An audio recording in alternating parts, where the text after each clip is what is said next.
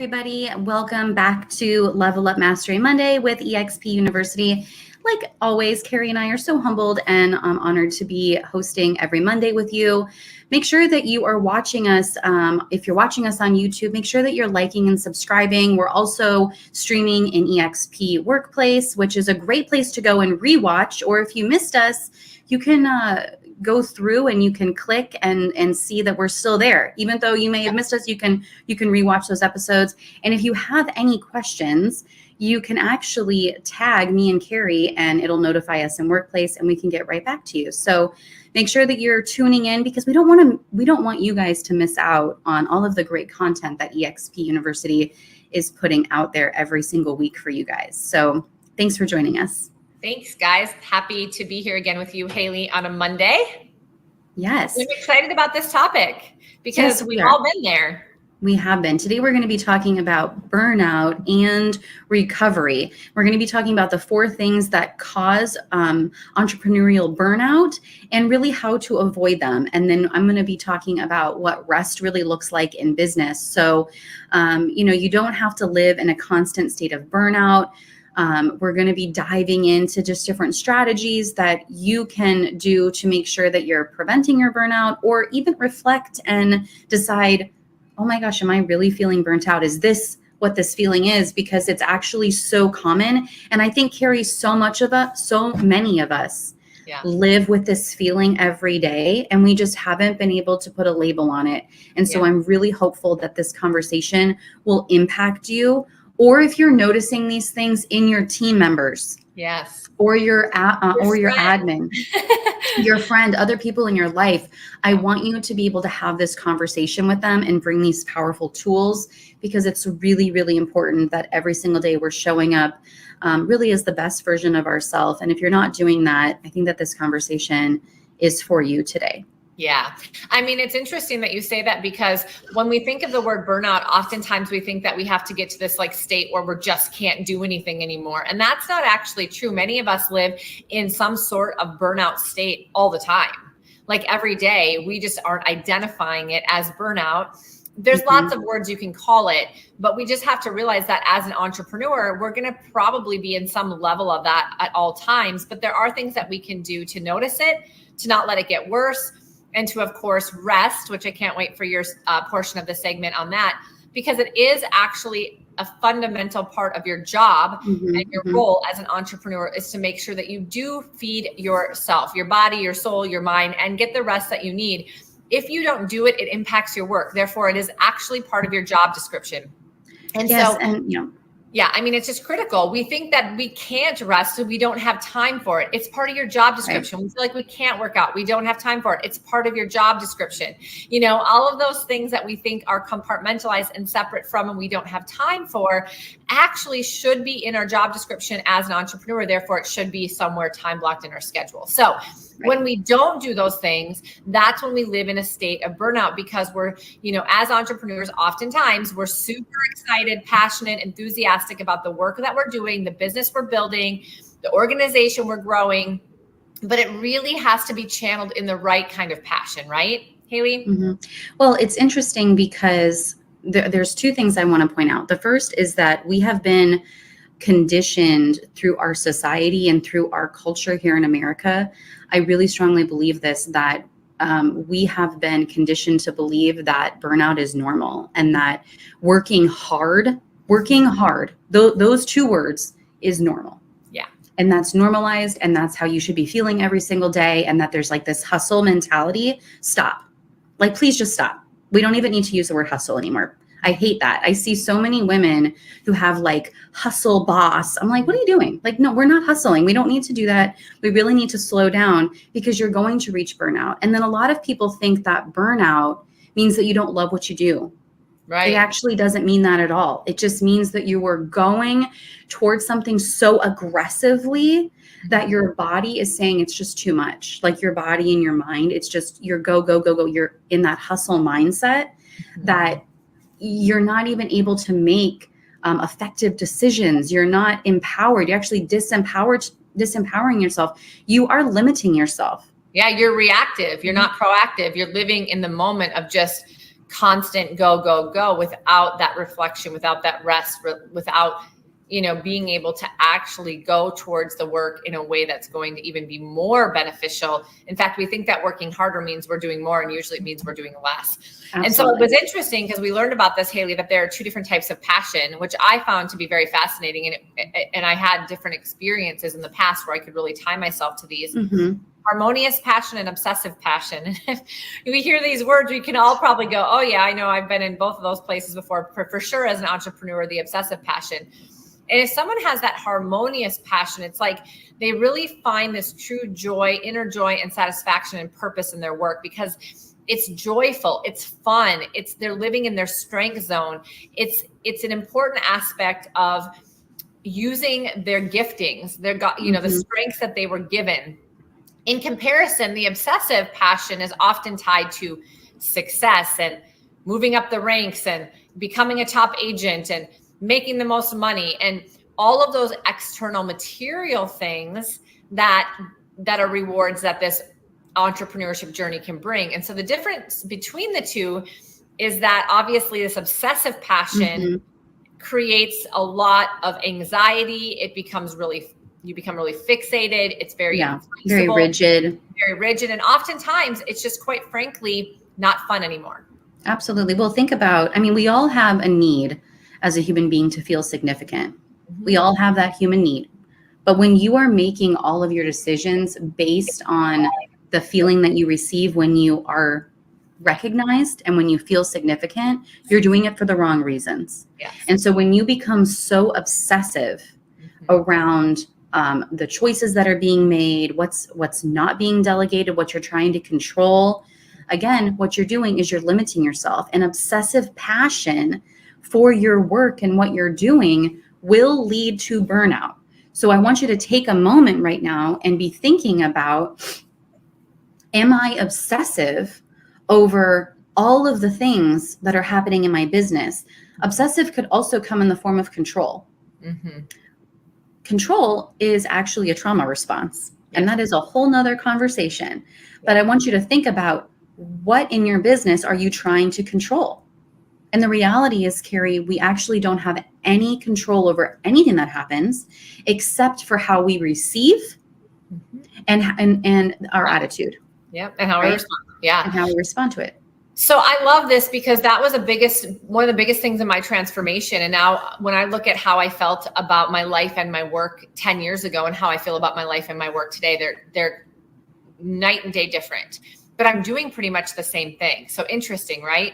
I'm doing pretty much the same thing. I haven't changed anything major in my life in terms of, I'm still a mom, I'm still a wife, I'm still an entrepreneur, all of these things. But what changed was my passion, where it came from. I focused on what I was doing and how I was being and how it was making me feel internally, and how it brought me the joy and internal satisfaction, how I lived out my purpose on a day-to-day, even if it wasn't perfect, even if I wasn't the top agent, even if I didn't hit that goal. I was focusing on what that was bringing me internally and what I was bringing to my business in a way as a human being. And I wasn't focused so much on those external things. It wasn't about the social status or the material things or the income. But guess what? If you focus on what brings you true joy inside, those things will come if you want them to. You just don't care as much about them. Therefore, you don't have that obsessive passion. You don't have to wake up working 24/7.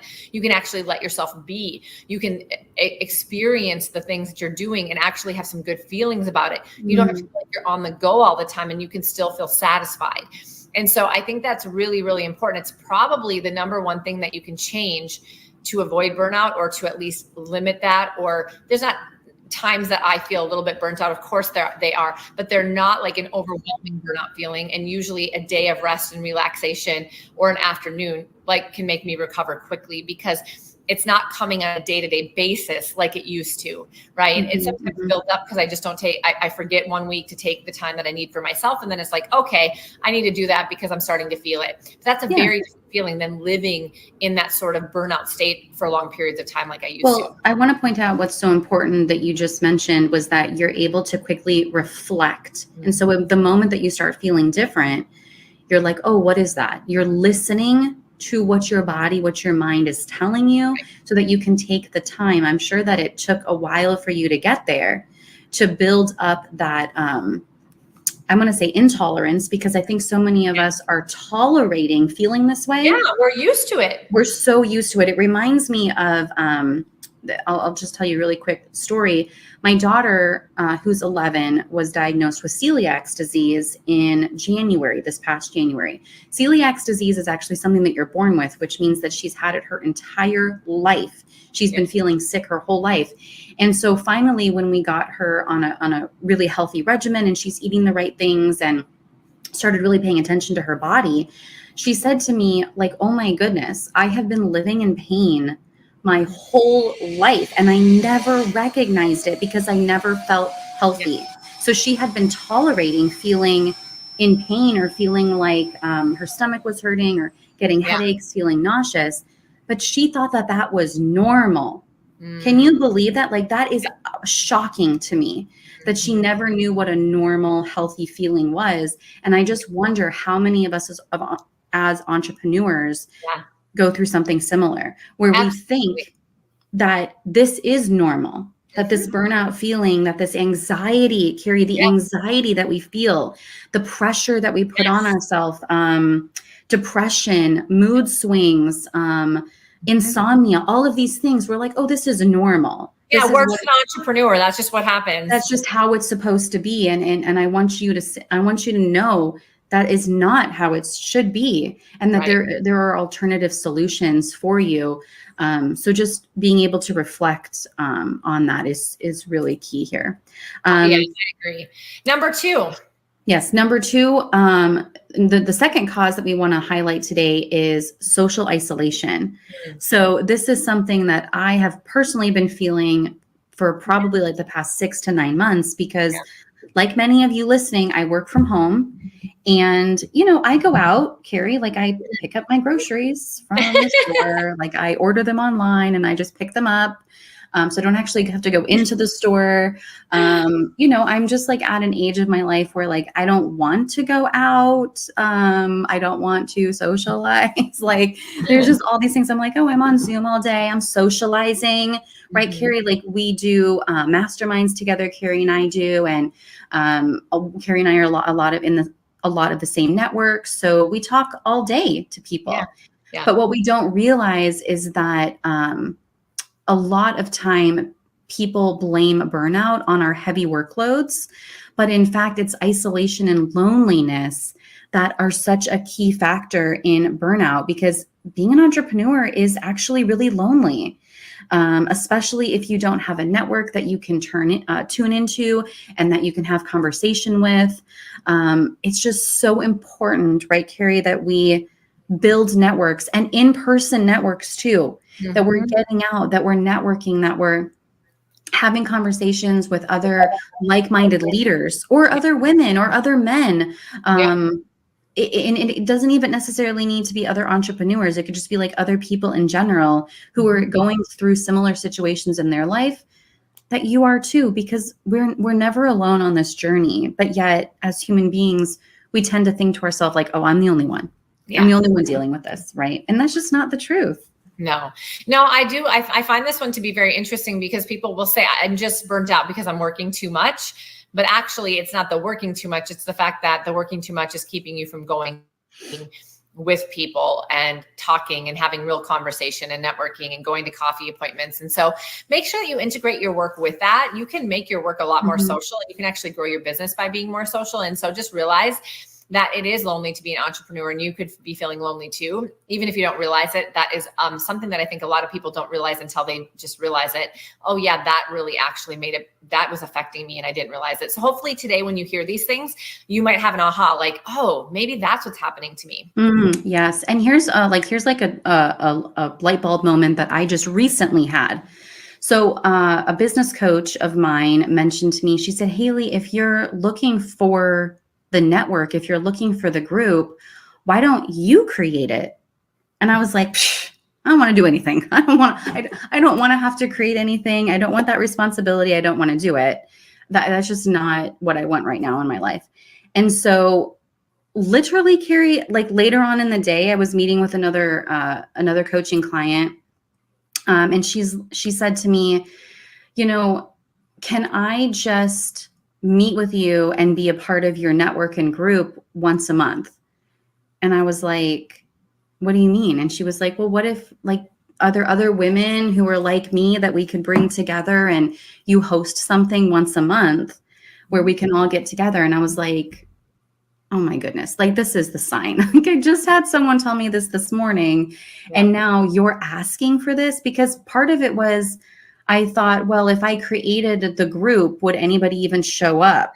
And so I put it out there. I sent out an email to all of the women entrepreneurs that I'm close with or know, and some of them are not even in real estate. And Cari, I had about 90% of the women circle back around and say, absolutely, I need this right now in my life. Mm-hmm. And I was like, oh my gosh, here I am thinking I'm the only one. And no, there were so many other women out there who were needing that connection, needing that group of like-minded women. It's really amazing. So go out there. If you're feeling a little bit isolated and lonely, just go create something. Do a coffee shop networking hour once a month in your area and invite anybody who wants to come that happens to own a business, be a small business owner, an entrepreneur, or a professional that works from home that might also just need some camaraderie and some conversation, and put it out there. And you would be very surprised at how many people respond. Because there will be people, and it would be great for your business and be great for your social interaction and for your mindset and for all the things that we mentioned. So number 3, I love this one because this does absolutely lead to burnout for entrepreneurs, living with uncertainty. How many times as an entrepreneur have you heard, are you on the roller coaster ride with your emotions and your financials? Because we always are. It's never the same. We don't know what the next year is going to be like. We're starting the year out pretty much unemployed every year, trying to recreate what we did the year before. And most of the time, people don't even know how they did what they did the year before. And so, because we're not tracking it correctly. So if you don't have an admin helping you do that, you need to hire someone to help you with that. There's no doubt. So if you're constantly living with uncertainty, you are going to be burnt out, because that's an emotional roller coaster that will take its toll. And we know, as entrepreneurs, there's so many pros to being an entrepreneur and to owning our own business, but job security isn't necessarily one of them. You can get there, but it's never fully secure. But at the same time, I always say to professionals who are paid by a corporation, your job isn't fully secure there either, because any day you could show up to work and they could tell you no longer have a job. It feels more secure, but it's really not anymore. It's secure. Really not. And so you probably, have to continue to take risks to grow your company. And the reality is, and you've heard this, and that's why you feel uncertain, is that many businesses aren't going to last beyond the first 5 years. In real estate, I think even in real estate, it's far less. In fact, in real estate, when you get your real estate license, there is a 2 out of 3 chance that you aren't going to be in the business after the first year. I mean, so there's all of these things coming at you that tell you, okay, this is very uncertain and I don't know if I'm going to make it. And that creates a lot of uncertainty in our mind, which can create a lot of problems, including burnout. And so I think that what you said, and there's 2 things. Number 1, you have to track things, because when you track things, then you know how you did something before, so that you feel like you know how you can do it again. The people that would have the most stress that I coach at the end of the year, the people that had no idea how they did what they did. So then it was overwhelming to think, how am I going to recreate this and make the same money the next year? The people that had statistics, the sources of their business, they knew where it came from, they tracked what they did. They could look at that and go, okay, this was a great year. If we do this again, we'll probably have another great year. There's not 100% certainty, but it makes you feel a lot more confident. Right. There's more security there. Absolutely. And then the other thing that you and I talked about, Haley, is really developing contingency plans. And I think that's important. Do you have a plan B? Do you have a backup plan? If you don't have the year that you needed, do you have some financial situations that you could fall back on? Every business owner has those contingency plans. Large businesses don't always make profits, right? And they have plans. Some years are very profitable and some years are not. So are you saving money in preparation for maybe a next year being different, or if something happens with your health, or, and you can't work for a few months? And so it's really important to develop those sorts of plans so that you have this underlying plan that you can fall back on, and it eases your anxiety. It eases your stress level. You know, as entrepreneurs, we should have disability insurance. You know, those sorts of things are important, but many of us don't have it. If something did happen to us and we couldn't go sell houses, we wouldn't make any money. But if we had some of these other things, it would give us the relief that we need so we can move forward in building our businesses through the life challenges. So I just encourage you guys to track. If you can't do it, if you don't know how, reach out to Haley. She can help you and really start to develop some of these. Yeah, systems documentation is very, very important, like Cari said, so that you can reflect every single quarter on what you are doing and how you need to pivot for the next quarter and prepare. Here's something else that Cari didn't mention that I have seen so many times in new agents is that if you have a partner, a spouse, a husband or a wife, or you're living with your family, whatever that looks like, you have to have a conversation with them very on in your journey of entrepreneurialism, because a lot of our spouses are not aware of what it looks like to be an entrepreneur. Yeah. Right. So sit down with your spouse, go over the financials, set expectations early on in the beginning so that they know what it's going to look like when you have a $40,000 month or if you have a $2,000 month. They're going to know that things are going to be fluctuating. And it is scary, Cari. It really is scary when your husband or your wife is the breadwinner and they're a new agent. Yep. It's scary, especially if you have young children. And so how are you setting the expectations with your family of what your business is going to look like? How involved do you want your partner in your business? How are they holding you accountable? How are they supporting you through hard conversations or through changes? You have to include them, right, Cari? Like they might not have control over your business, but they do have control. Otherwise they live with the constant uncertainty, and then it really affects your relationship. It's very damaging to your relationship. Productive. Yeah. All right. The last one, because we're up here on time. Number 4 is overworking. And we talked about this, so we don't have to say too much more about it, Haley, right? But other than we have to stop normalizing like being a workaholic or overworking means that we're going to be more successful. Working more doesn't necessarily mean that you're going to be more successful. In fact, many people who are more efficient in their work and are more leveraged and more smart with their work end up doing more business, because when we overwork ourselves and we actually have burnout, we're not operating at our highest level. Therefore, we're actually doing less business than we could if we're low on energy, if we're emotionally distraught or in a bad place. And so constantly putting pressure on yourself to perform is going to lead to that exhaustion. That work-life integration is going to be key, and making sure that you don't damage your relationships and that you can find that space and time for all the things that you need. And Haley and I can talk you through that, because that's a whole nother episode, and we'll probably circle back around on that one again. But if you're having challenges with the work-life integration, reach out to us.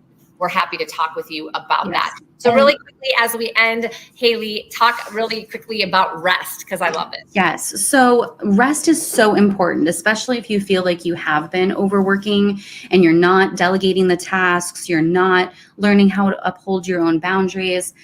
Here's an acronym that I created for rest. So I want you to write this down because I think that this is really powerful. So rest, R-E-S-T. So the R is going to stand for relief. So finding activities that help you find relief, such as breath work, meditation, seeking a coach. Here's an important one: hiring leverage. Yep. What are you delegating out? What responsibilities can you delegate out that are going to help you to find relief? You have to seek relief during your day and during your week. E is going to stand for endorphins. So if you guys didn't know this, endorphins actually produce and help with relieving pain naturally.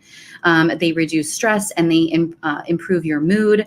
They can also endorphins are boosted through activities such as exercising, eating right, pleasure-seeking activities, even going out and getting a massage, or something very simple and free like an act of kindness or helping someone. This actually releases endorphins in your body that can help you to remain resilient or boost back if you're feeling down. So consider what are you doing to help release those endorphins in your brain every day? The S is going to stand for sleep. So I know that as an entrepreneur, many of us sacrifice our sleep, but we don't want to do that. If any of you are following my health journey right now, I talk a lot about, I started doing some powerlifting, and one thing that my nutritionist has really emphasized is getting a full 8 hours of sleep every single night, because sleep promotes healing. It also improves your mood and your energy every day. But you guys, your brain has to rest. It has to sleep. And your body will completely change if you are getting the full 8 hours. You're going to be able to make more impactful decisions and more powerful connections and have those great conversations if you are not sleep deprived. Yes. And then finally, the T is going to stand for thankfulness. So in short, gratitude can boost neurotransmitters in your brain to release serotonin and activate the brainstem to produce dopamine. And so if you're not familiar with dopamine, it's actually a pleasure chemical in your brain. And so doing something very simple, like I use the gratitude journal, it's right next to my desk, so I remember to use it every single day, and approaching every day with gratitude and abundance is a game changer in your business. Being thankful every single day, even for the things that happen in our life that are unexpected or they're a challenge, if we can come from and change our mindset around, instead of saying, why did this happen to me? Well, what did this happen for? Yeah. Right? We're coming from a place of gratitude. What can we learn from this? Or who can we thank today? What if every single day, Cari, we started our day by reaching out to one person and thanking them for their friendship or for that conversation or for just being them? Yeah. Imagine how much impact that will have on your life and business coming from a place of thankfulness. Absolutely. And that's a great way to end the segment, because you guys do need to rest. So write that acronym down: relief, endorphin, sleep, and thankfulness. It will help you to combat the burnout that you are going to inevitably feel to some degree when you're an entrepreneur. But hopefully these 4 things helped you to realize you might be doing things that are making you way more burnt out than you need to be. And if you can remove some of those things and start doing some things differently, you're going to feel less burnt out and you're going to be more productive and your business is going to grow. So thanks you guys for joining us again on another Monday. Have a great week. Have a great week. Woo, folks. As always, amazing session. Cari Briner, Haley Lobosco. If you liked that, make sure that you tune in next Monday. We've got them with us every Monday. They always bring the fire. I love it. I love it. So we're going to keep on rolling today, and I'm so excited about this next one. So this next session, we are talking to one half of the podcast host here, Free for All Fridays, and this guy is amazing. He's going to bring the energy. He's going to bring the knowledge. So today we're going to talk to Jimmy Nelson about mastering success, the SMART 90-day real estate challenge. Let's toss it over to Jimmy. Alyssa, thank you very much. I really appreciate it. And man, catching that segment there with Haley and talking about rest at the end of that, that's what I really want to hit with this today. This next 90 days. And, ramping up for the fourth quarter and getting ready for 2024 is really what's going to set your business apart. And rest is important, but there's one way you can kind of take advantage of all that, and that's by scheduling yourself out, right? Who got into this business for the freedom of it, right? But we're actually working more now probably than we ever have before. So I've got 30 minutes to get with you guys. I'm going to share a QR code with you too as well. Alyssa's going to have that, to go ahead and download this 90-day business plan and one thing we want to talk about. So let's just get right into it here and talk about what we're going to talk about. So SMART goals are very important, and I know most of you have probably heard about SMART goals and what they are, but they're specific, they're measurable, they're attainable, they're relevant, and they're timed. Okay, so some super important things that'll help us to gain momentum into this fourth quarter, which will launch you into 2024. So I'm super excited to get into this today, and we're gonna actually talk about money today and actually talk about what this will look like for you and what it can do to your business over the next 90 days. But first of all, we're gonna talk about these SMART goals, okay? Now inside of this plan, and I want you're all gonna have some homework to do when we talk about this. So very specific goals, right? When we're talking about planning and goals, what specific goal is it? right? I don't want us to say, I want to make more money. Because if your goal is just to make more money, what does that mean? What does it do? What is it actually going to do? How are we going to get very in tune with, specifically, I want to make $80,000 next year. I want to make $100,000 next year. I want to make $110,000. Whatever that number is, get very specific with that number, okay? Or if it's just, I want a certain amount of closings. I want 15 closings next year. I want 24 closings next year. Whatever that number is, but get very specific with that number, okay, guys? Then measure it. How are we going to measure it? Now remember, you can't boil the ocean. You can boil a little piece at a time. So when we talk about measuring, we're going to talk about how we measure things on a daily, weekly, monthly, quarterly time. So we know that we're measuring everything, and I know on a daily basis where I'm going to be at with my goals. So we're going to get into that too. Now, is it attainable? Okay? One of the biggest things we talk about in real estate, guys, is the fallout in this business. 87% of agents are out of real estate in the first year. Crazy stat, I know, right? But think about this. If I set in a goal and I say I want to make $2 million next year, and I only make 1.5, do I fail? Is that a fail? Well, no, it's more money than I've ever made before. But I didn't reach my goal. So when we talk about goals, we want to make sure they're attainable. Because when we stop reaching them, that's when we start to feel like a failure. Okay? We had a very good conversation with an agent down in Florida. She was a grandma. She was making about $70,000 to $80,000 a year in love and life. But people kept telling her, well, you should make more money. You should make more money. She started feeling like a failure. But she was living happy, guys. She had her time back. She was spending time with her grandkids. She was still doing real estate, and she was doing fine. So we just had to explain to her, just accept where you're at. Be comfortable with your goals. Be comfortable with what you're doing. If you're happy in your life and you're doing and what you're doing, stay there, okay? Now, it's relevant, right? They got to be relevant. Your goals have to be relevant for what they specifics are, okay? And then time-based, all right? Specifically, we're going to look at this sheet that I have for you guys today that you can all download is going to be for 90 days. So it's timed, right? And we're going to look at what it looks like on a daily basis, okay? Now, here's our overall plan, okay? I'm going to make this a little bit bigger for you guys out there on TV land here. So, very specific goals. Over the next 90 days, what are you going to be committed to, okay? Is it scheduling? Is it living by my calendar? Am I getting up by 6 a.m.? Get very, again, specific with these. Am I dialing for 3 hours per day, right? The top areas I need to focus on. These are examples, again, for you. Is it lead gen? Is it setting appointments? Is it showing houses? Is it marketing? Is it open houses, right? What is it, okay? And then this example right here is not an example. This is what challenges are going to get in my way. You're the only one that's going to get in your way.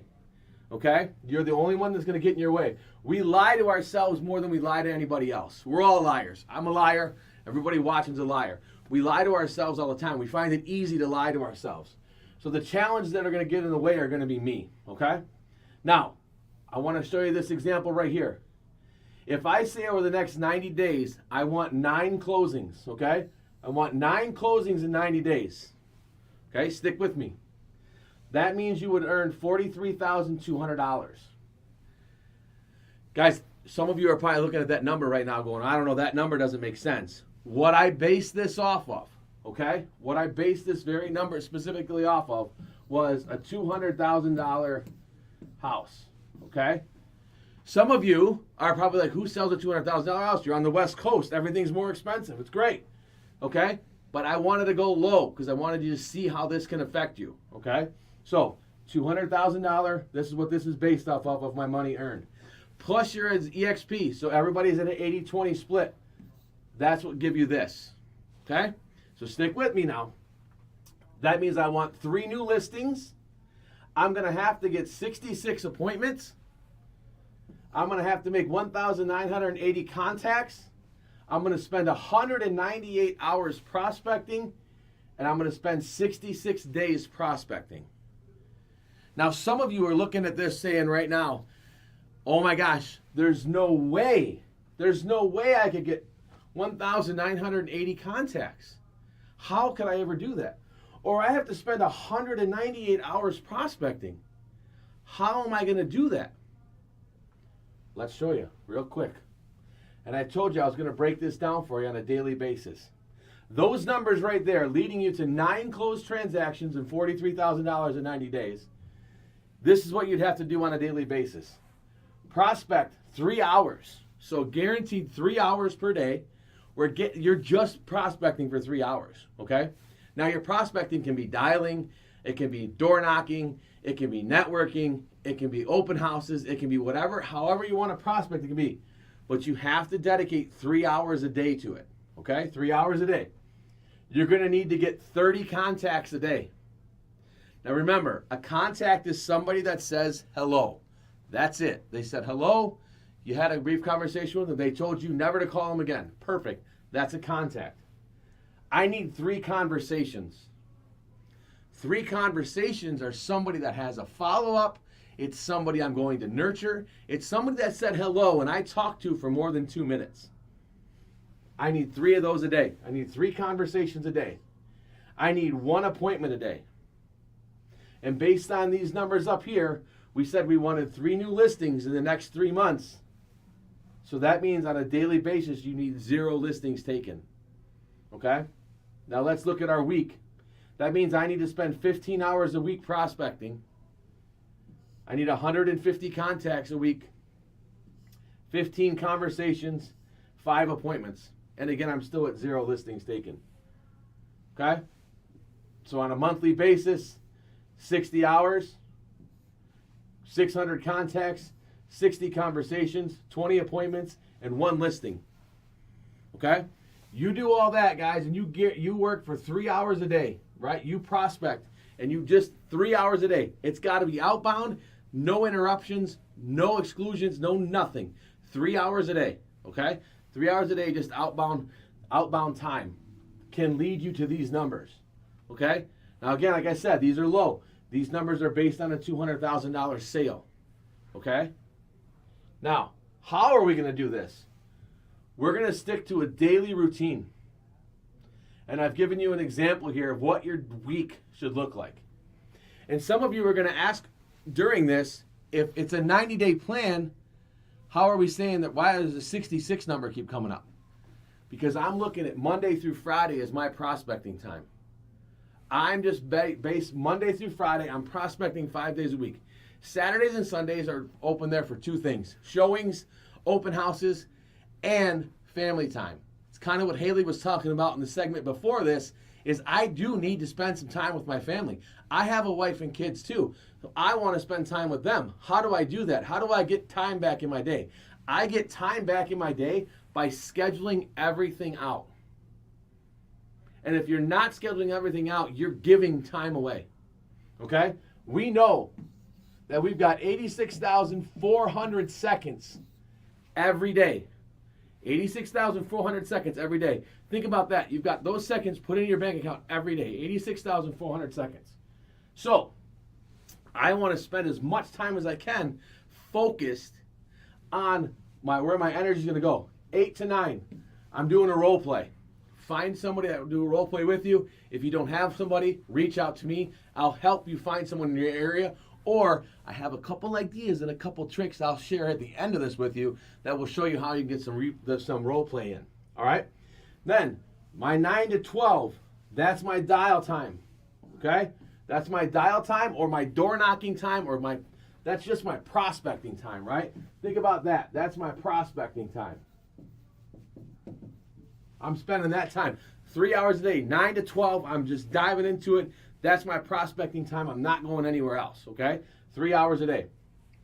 12 to 1 is my lunch and my social media. I can kill 2 birds with 1 stone. I put a limit on my social media. It's very important. You have to do it, but you got to put a limit on it. Otherwise, you're 2 hours into watching some videos and not paying attention, and it's tricking your mind into thinking you're actually working and you're not. So put some time limits on to your social media time and do it during, you grab your sandwich, sit down, do your social media, and get there. My 1 to 2, that's my follow-up time. Remember, I said my 9 to 12 was my non-negotiable. That's my prospecting time. That's outbound. My clients know 9 to 12, I'm not reachable. My wife knows 9 to 12, I'm not reachable. That's my time. That's my prospecting time. So my 1 to 2 is when I'm following up, okay? I have follow-up baked in every single day. Because if I'm doing Saturday and Sunday open houses, showings, I need to follow up with my clients, and I'm following up with them there. Okay? Now, my 2 to 3 every day, I'm doing something a little bit different. I'm doing just a little bit different every day. Monday, I'm hitting my sphere. And I'm hitting my sphere, and I'm calling them, having a quick conversation with them, or just texting them. How are things going? Hope everything's well. Remember your forward scripts. How are things going? Great. Awesome. My Tuesday is my top 50. Now, some of you are asking, what's a top 50? We should all be building out a top 50 list. If you're new in the business or haven't been keeping track of this, you may have a top 5 right now. And so this list is your VIPs. They're going to refer you no matter what. They're going to take care of you. This list, they should be getting Christmas cards or holiday cards. They should be getting birthday cards. They should be getting, so this group, my top 50, I want to touch base with them. Hey, how are things going? I know Johnny and Susie are in soccer right now. Hope everything's going well. I just want to touch base with this top 50 just to stay top of mind with them. Okay? Now, Wednesday, partners. You might want to be asking what partners are. Partners are this. Anybody that does anything with houses. Okay? My partners are carpenters, electricians, plumbers, contractors. Also, I put in, as far as partners go, I want to talk to probate attorneys, divorce attorneys. I want to meet with inspectors. I want to have all this laid out for partners because now I want to refer business to them, and then I want them to refer business to me. So every Wednesday, I make calls to my partners, or I go try to find new partners. I go meet them for coffee. I have a quick lunch, whatever it is. But I just take that 1 hour and I try to find partners, or the partners that I do have that I'm going to refer out, that I want to make sure I'm touching base with them. Then on Thursday from 2 to 3, social media building. What's social media building? I've already got social media time baked in here around lunchtime. Well, here's what we're going to do. That Thursday, I take that 1 hour on Thursday and I build out 5 or 6 social media shareable things. A bunch of different things, whether that's a closing or whether it's a market report or something like that. I build that out on Thursday, but I build out 5, 6, 7 of them, okay? I do that because then when I go in here on this day, I've already built them. I don't have to take the time to build them. I just have to keep them in a file, pull them out, sort them, and drop them in here on those days, okay? So my Friday is my follow-up, my client checkups. My follow-up Friday. Any client that I have in process right now, anybody that I have that is either a buyer or a listing right now, I tell them, Mr. and Mrs. Buyer, Mr. and Mrs. Seller, no matter what throughout this process, I will be giving you updates every Friday. I will call you no matter what every Friday. Now, Mr. Seller or Mrs. Seller, during the week, if we get offers sent in or if I need to update you with anything, I will. But trust me, I will give you an update every Friday no matter what. Guys, this is a pro tip for you. This will save you so much time. Be upfront with your clients. Tell them, I will give you a call no matter what. You can change a day if you want. Mine was just easy for me to remember because it was follow-up Friday. But no matter what, I will give you a call every Friday. So when Mr. and Mrs. Seller gives you a call on Tuesday, you can answer their question and say, hey, remember, just like we talked about, I will give you a call every Friday, no matter what. Now, it's a double-edged sword. You can't miss giving them a call the day you said you're gonna do it. You have to give them a call that day. But it also stops them from calling you Monday and Tuesday and Wednesday and Thursday and Friday looking for a follow-up. If you're giving them a follow-up and you're telling them and you're coaching them and you're training your clients on saying, I'm going to do this on this day, that's going to save you so much time in your day. Okay? Then 3 to 8 appointments and showings every day. Okay? Now, if I don't have appointments and showings, I have some family time back. But that's my 3 to 8. So 3 to 8 is my time. Now, again, like I said, I have kids, so I put in games and matches and practices and whatever else, things that I have to be to, I put those in here too, and I schedule those because I want to know when those are, because I want to work around those things that are important to me. So to keep yourself from burning out, again, like Haley was talking about in the segment just before this, to keep yourself from burning out, schedule everything. Schedule everything. It will change everything you're doing right now. It will help you last longer in this business. It will keep you from burning out. It will keep you from having those moments of just frustration and just being upset with everything that's going on because you feel overwhelmed. The more you schedule, the less overwhelmed you'll feel, right? You have to have hard outs on all these things, but that's going to be your daily routine. And sticking to that daily routine, guys, will help you in this 90-day business plan. Now, to continue on, what I got in this, when you're going to get that, yep, there it is. There's the QR code. So there's a weekly prospecting worksheet. What things am I going to be doing weekly? What is happening on Monday, Tuesday, Wednesday, Thursday, Friday? The day of I'm going to dedicate to prospecting and the activities. So now here are some examples of prospecting activities. Calling, emailing, texting, social messaging, right? Role playing, handwritten notes. Guys, that's a big pro tip for you.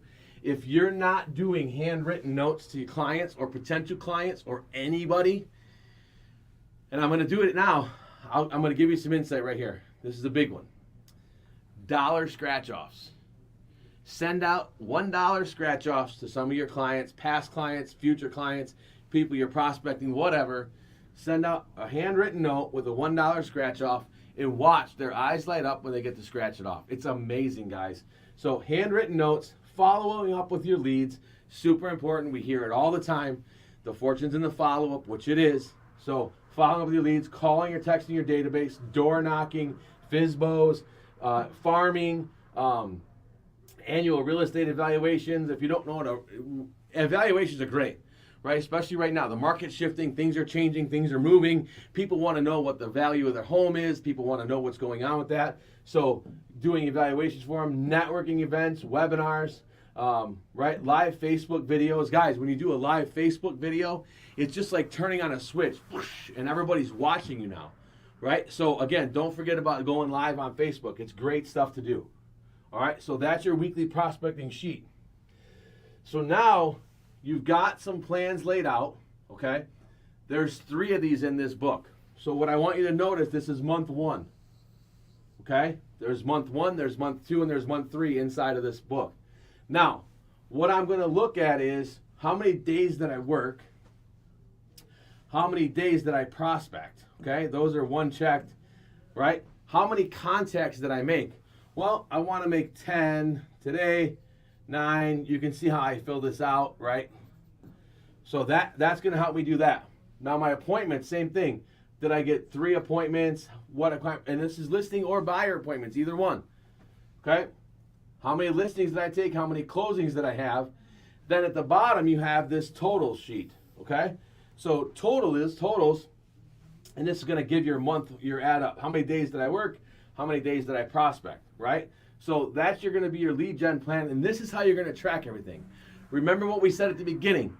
It's got to be specific, measurable, right? So this is how you're going to measure. If you're not measuring, how do you know what's working and what's not working? Okay? And same thing goes back to our scheduling, right? If I know what days I'm working on what, okay? If I know my dial time on Monday is spent with FSBOs, okay? Just an example. Then I'm going to be able to look back at my tracking sheet and say, okay, Mondays are working great. I'm great at this FSBO thing. It's great. Or if it's expired, or if it's door knocking, whatever this is, whatever this time is, I then can look at my sheet and say, well, I know what days I did what on, what's working for me. And then I can dive more into the stuff that's working and not do the stuff that's not working. But until you're actually measuring it, guys, it doesn't matter. Okay? Think about this. When you go to the doctor, what does the doctor say? If I go into the doctor and say I hurt my finger, he doesn't just give me medicine, or she doesn't just give me medicine for it. they start asking me questions. Well, does it hurt when you do this? Does it hurt when you extend it? Does it hurt when you're sleeping? Does it hurt when your hand's up? Does it hurt when your hand's down? Right? They're measuring everything.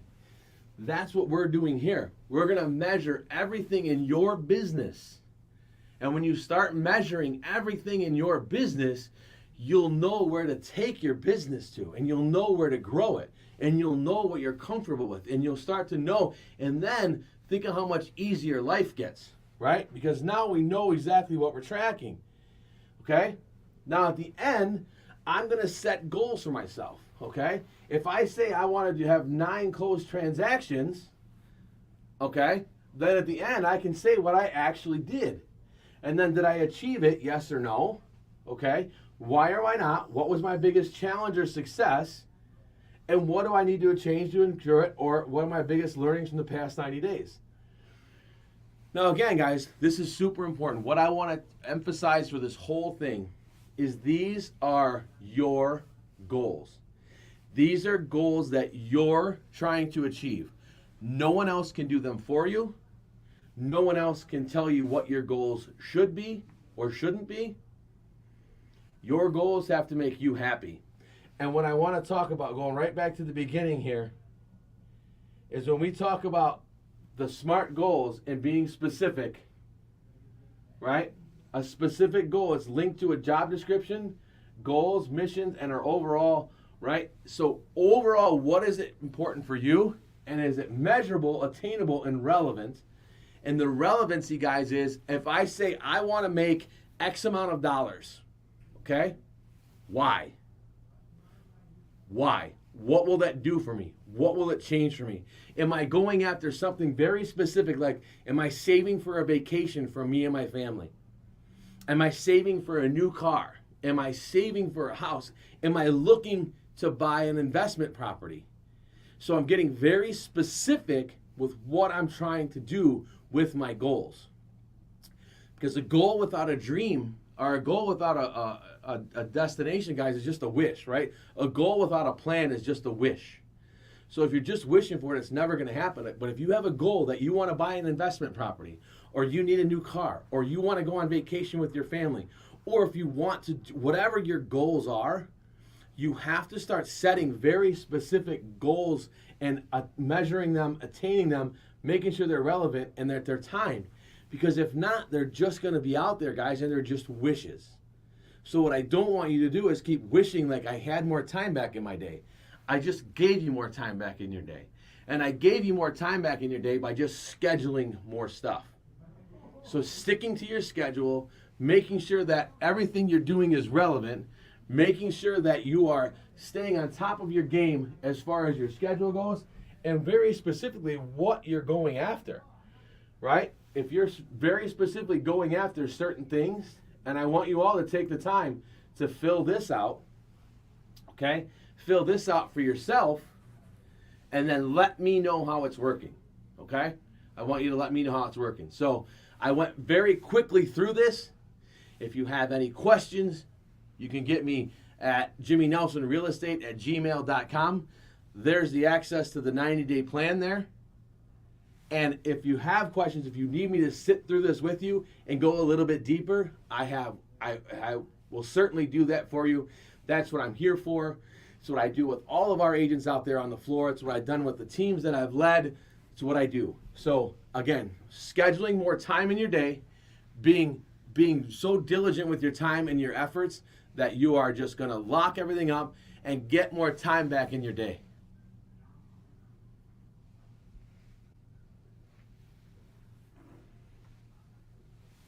Jimmy, that was so good. Thank you. I have to tell you, you just changed my perspective on something here.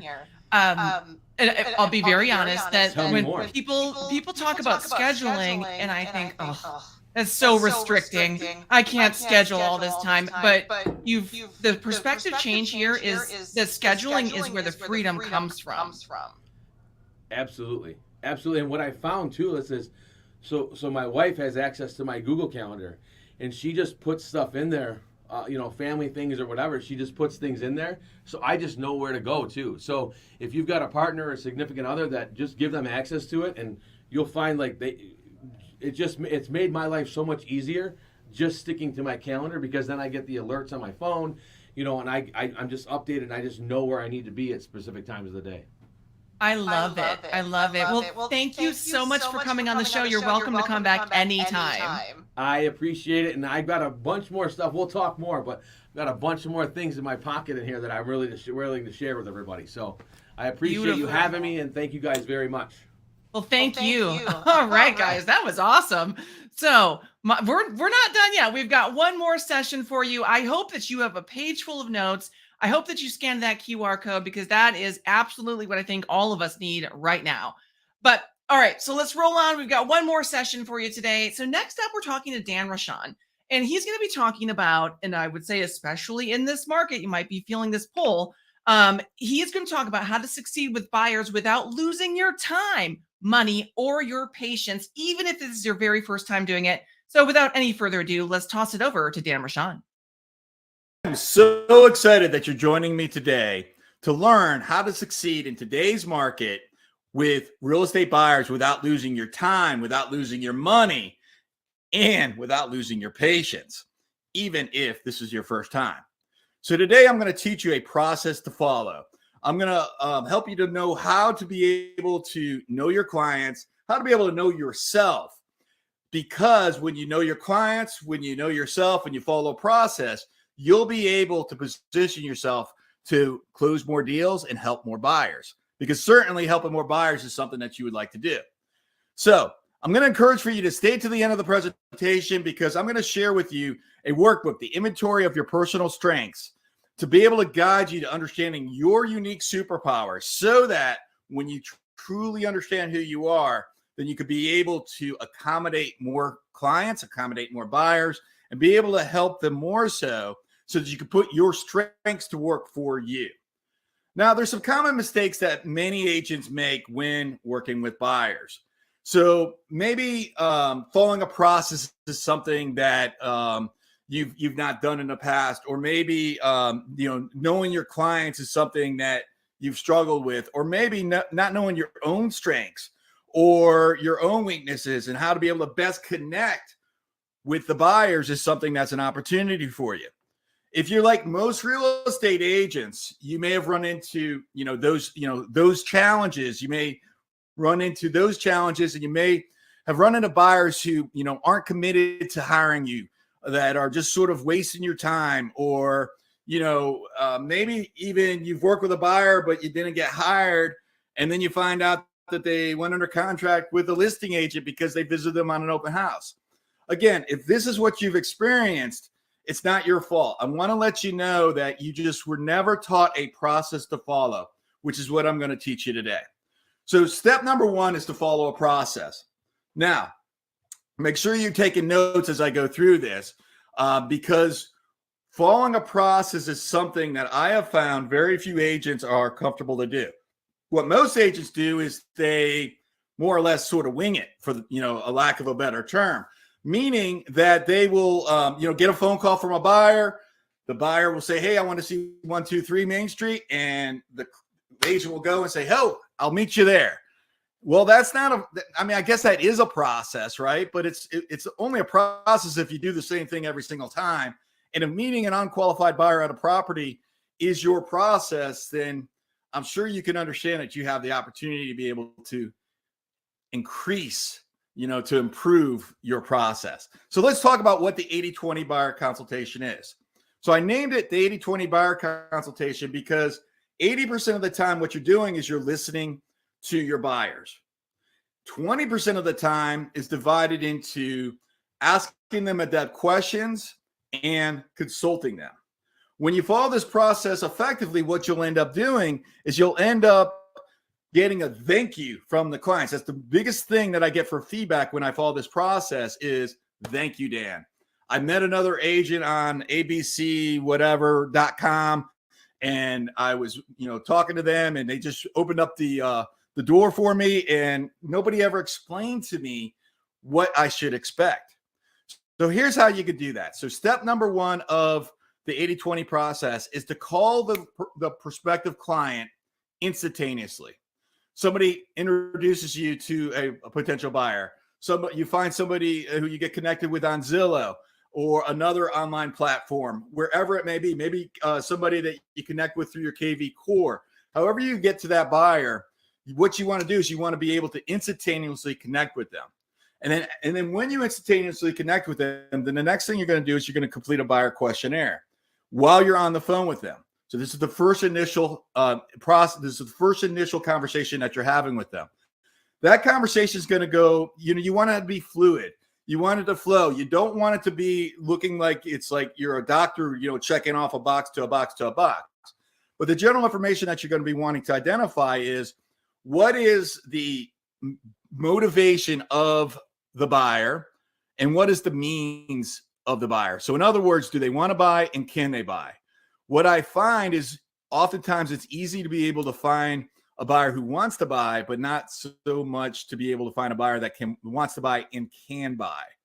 So during that initial phone conversation, you're identifying what is it that they're looking for, what's an ideal home for them, what are their needs, what are their wants, what's their means, and you're really seeking to understand exactly what it is that's important to them. Now, you want to dig deep. You dig deep by asking them profound questions and saying things like, tell me more about that. What does that mean to you? Share more with me about that. And as you dig, and what would that mean to you? As you dig deep, what you're finding is you're getting to their motivation. So for example, if you met a single father who wanted to buy a 1-bedroom studio or 1-bedroom condominium, 1 bedroom, 1 bath within a certain school district, well, certainly you can go on the MLS and you can find that 1 bedroom, 1 bath. Yet, when you understand deeply that maybe the dad, the father just recently got divorced and he wants to be able to be there for his daughter and wants to be close to his daughter in proximity because he doesn't want to abandon her, because he wants to be a worthy father. When you can understand that about your client, certainly you can realize that, hey, I could be a better agent to this gentleman than if I just say 1 bedroom, 1 bath. Now, obviously, it takes a little bit of rapport and trust building, et cetera, to be able to get to the point of really understanding their deep, meaningful desires. Yet, through the process, that's where you want to get. So you're going to call the prospect in 5 seconds or less. You're going to complete the buyer questionnaire. You're going to dig deep. And now when you hang up the phone, what I'm going to recommend you do for the next step is you set up a video consultation for them. Okay, so the video consultation is ones where you're going to share some homes with them, et cetera. And speed to process says that the quicker that we can condense these actions, then the better off that you'll be and the less likely that they're able to go meet with another agent. So you hang up the phone with them, but before you hang up the phone with them, you say, Mr. Buyer, I'm so excited to be able to help with you. I've got some ideas for some homes available. What I propose that you do is maybe later this afternoon, we could jump back onto a quick video conversation. And when we get on that quick video conversation, I could share with you some homes that may appeal to you. And then as you share those homes that may appeal to you, to the buyer, you continue having conversations to consult them about what their expectations of the process is. So you hang up the phone, you send them a calendar invitation. I use Google, send them a Google calendar invitation. Say, Mr. Buyer, I look forward to helping you. You put that into the box on the calendar invitation, and you send the calendar invitation to them. By the way, you want to be able to send a calendar invitation for every single step of the way. Every time that you end a conversation, you want the next conversation to be accounted for. So you go ahead and you set that up for them. And then the next step is that you have a video conversation with them. During the video conversation, you're going to be able to identify the homes that work best for them. And then what you're going to do is you're going to share them on the MLS on your computer. You're going to share your screen. You're going to show them homes, and you're going to follow through, and you're going to say, what are your thoughts about this? What's the pros? What's the cons? And you're just using that to really sort of develop rapport with the buyer. And you're using that to be able to really share value with them. And it's an opportunity for you to be able to have the conversations with them. So you have the phone conversations, number one, the video conversations, number two. While you're having the video conversation or the phone conversation, you're going to share the obstacles in the market. So some obstacles in the market may be underwriting, Maybe they go to a new home. So for example, for the underwriting, you can say to Mr. Buyer, even great, well-qualified buyers like you sometimes come across where we're a few days before closing and the lender comes back and asks for all kinds of, nonsense paperwork. And if that was to happen, maybe even a week before closing, when they're finalizing getting your loan approved, I want you to feel comfortable to know that it's part of the process. And I know it can be annoying, but just stay with me, Mr. Buyer, because it's not that uncommon. Now, when you do that, then the buyer, if that actually happens, what do you think that they are thinking about you? Wow, dude knows what he's doing. But if it doesn't happen, it doesn't matter. But if it happens and you don't consult them up front, then what do you think they're thinking about you? Dude doesn't know what he's doing. So this is an example of some of the challenges of the market, the obstacles in the market to be able to talk to them about. You want to have a hitting the bullseye conversation. It's a proactive conversation that you're going to have. Mr. Buyer, when you share great homes with me and you take the time to be able to tell me exactly what you're looking for, we'll hit that bullseye. If we don't hit that bullseye, we're going to have to change either the price, location, or type of home.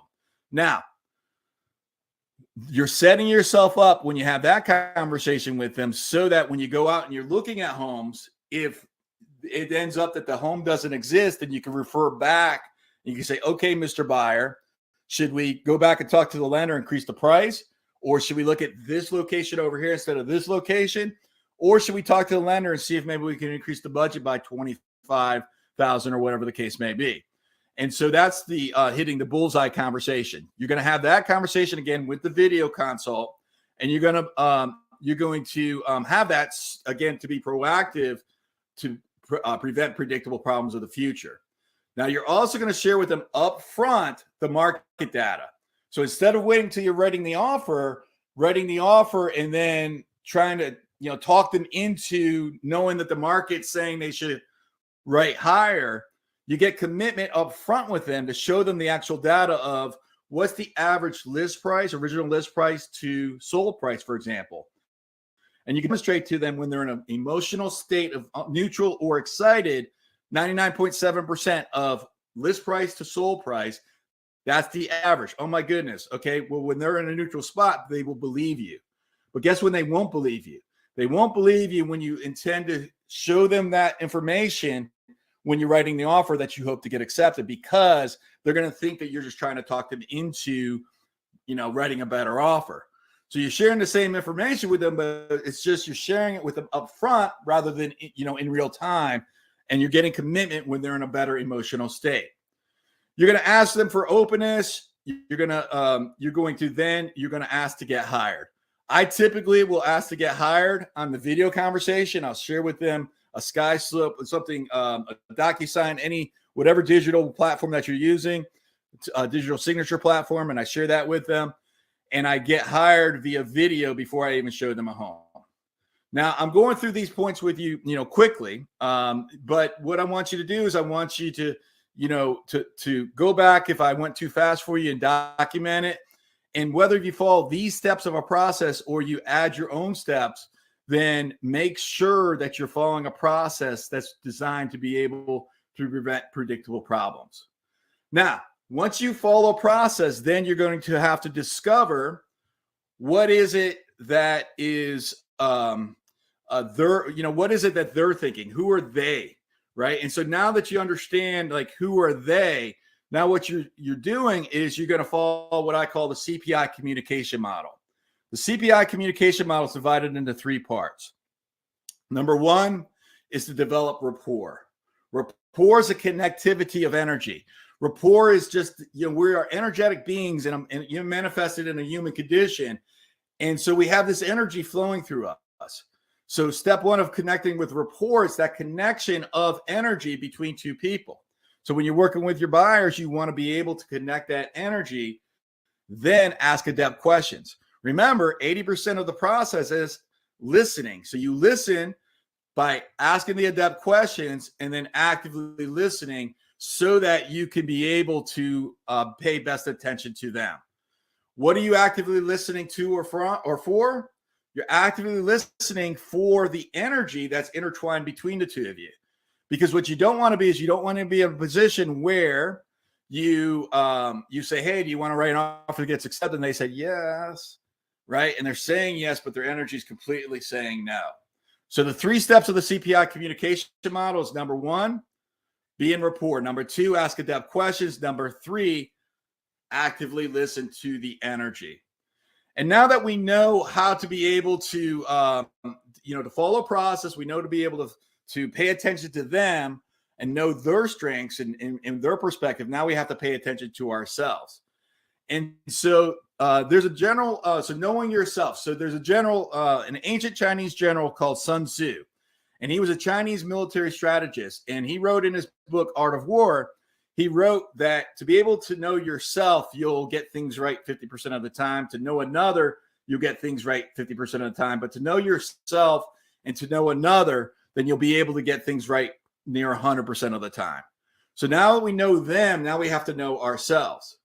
There's a gentleman named Dr. Marlston who was a psychologist and a comic book creator. He's actually the gentleman that created Wonder Woman. He's also the founder of the lie detector test. And Dr. Marlston, the Harvard psychologist, created what became known as the DISC assessment. The DISC assessment is a behavioral assessment that will allow for you to understand who you are. I recommend that you take a DISC assessment, that you go online, that you check that out, and that you discover who you are. Because when you're focusing on your own strengths, when you're focusing on your own behavior, then you'll be in a position that you can focus on their behavior, what their intentions are. You can focus on yourself simultaneously, and then you can follow the process so that you could be able to make more sales.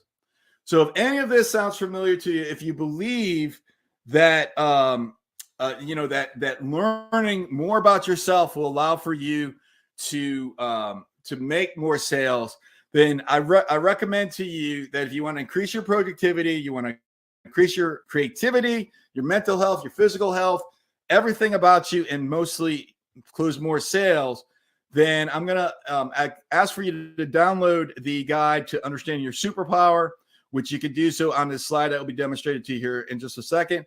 And you'll have an inventory of your personal traits to guide you to understand your superpower so that you can learn more about behavior, put your strengths to work, and make more sales. So go ahead and scan that QR code or visit www.nobrokemonths.com/free-guide-to-succeed-with-buyer. So that's free guide to succeed with buyers with little dashes in between each of those. And when you get that, you'll position yourself to be able to understand your own strengths much more so. So in summary, step 1 is to follow a process. Step 2 is to know your client. Step 3 is to know yourself. When you're able to put these 3 components together, you'll be able to make more sales. You'll be able to work with buyers more effectively, and you'll be able to have them stop wasting your time, your energy, your resources. And now you can position yourself so that you can close more buyers. Thank you for watching this presentation. I encourage for you to have the best day of your life, to make good choices, to go help somebody, to be grateful, and most importantly, or not most importantly, the other ones are most important, but this is, oh, by the way, go find some business today. I'll see you guys.